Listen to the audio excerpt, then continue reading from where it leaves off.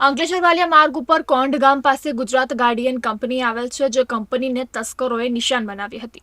તસ્કરોએ કંપનીના plant main road થઈ ક્રિબની side વોલની અક્રેલિક seat તોડી ક્રિબ એરિયામાં પ્રવેશ કર્યો હતો અને ક્રિબની ફરતે લગાવેલ લોખંડની જાળી કોઈ સાધન વડે તોડી સ્ટોરમાં એલ્યુમિનિયમ બોક્સમાં મૂકવામાં આવેલ સિલ્વર બ્રિક્સ, ચાંદીની ઈંટ અને સિલ્વર એજી પ્યોરિટી મળી 117.434 કિલોગ્રામ ચાંદી મળી કુલ 1.27 કરોડની ચોરી કરી ફરાર થઈ ગયા હતા.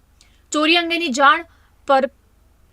અંગેની જાણ પરચેઝ મેનેજર ગુરુપ્રભોજોત સિંઘને થતા તેઓએ અન્ય અધિકારીઓ સાથે ક્રિપ સ્ટોરમાં લગાવેલ સીસીટીવી કેમેરા ચેક કરતા તારીખ 12મી માર્ચના રોજ 2:55 થી 4 વાગ્યા દરમિયાન 3 જેટલા અજાણ્યા ઈસમોના હાથમાં હેન્ડ ગ્લવ્સ સાથે મોઢે કાળા કપડાં પહેરી પ્રવેશ કર્યો હતો અને ચોરીની આ ઘટનાને અંજામ આપ્યો હતો.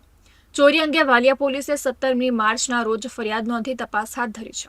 જર્મનીથી ઇમ્પોર્ટ કરાયેલા 117 કિલોગ્રામ ચાંદીની ચોરીના ગુનાને અંજામ આપવામાં આવ્યો છે.